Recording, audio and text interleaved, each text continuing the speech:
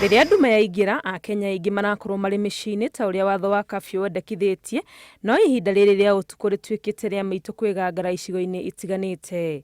Itũũra-inĩ rĩa Bonyagatani, Kitutu Chache, kaunti-inĩ ya Kisii, aikari maracakaya gĩkuũ kĩa ũmwe wao na ũrĩa ũrarĩ mũmemba wa nyumba 10 thutha wake gũtharĩkĩrwo na kũũragwo nĩ mĩitũ ũtukũ wa gũkĩa Jumatatũ, rĩrĩa mararĩ mũriũngo wa gũkinyanĩria watho ũyũ wa curfew marĩ hamwe na maabitha a ugitiri. Walikuwa na operation ya curfew kama kawaida, lakini kama kulikuwa na wengine walikuwa na mipango mibaya, ndio maana wakatekeleza hiki kitendo kibaya.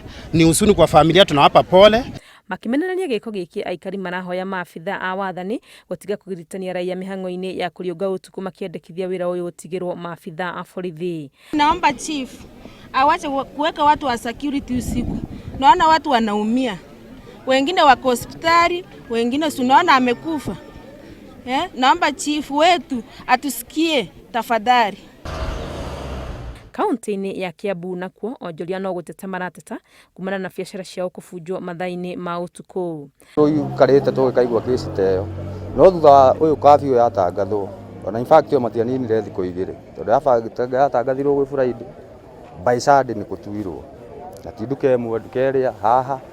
Arĩa monetio kanyoni nĩ ene matuka ma ũtungata wa gũtũma mbeca, endia a thimũ o hamwe na arĩa mendagia indo cia thitima. Moka matua rĩrĩa andũ makomete ta kuma thaa 7 nginya ta thaa 10 nĩguo marakorwo makĩruta wĩra ũcio, na matua nyũmba icio maroka magacagũra thimũ, magakua thimũ iria ciĩ kũu na magakua ngoro kwĩ mbeca magakua.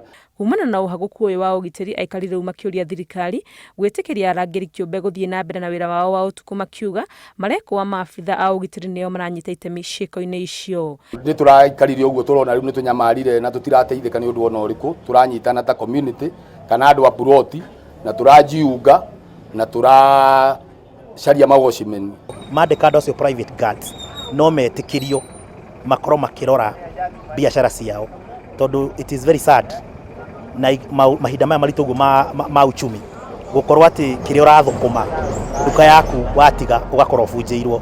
Gĩkĩ nĩ kiumia gĩa kerĩ kuma thirikari yanĩrĩra watho wa andũ gũkorwo mĩciĩ gũgĩkinya thaa 1 cia hwaĩ-inĩ, gũtiga andũ arĩa metĩkĩrĩtio nĩ watho ũrĩa ũrongoreirie kũnyihia mĩeke ya gũtamba kwa mũrimũ wa COVID-19 gũkũ bũrũri-inĩ. Ngĩribotera Inooro TV, rĩtwa rĩakwa nĩ Wangui wa Mwangi.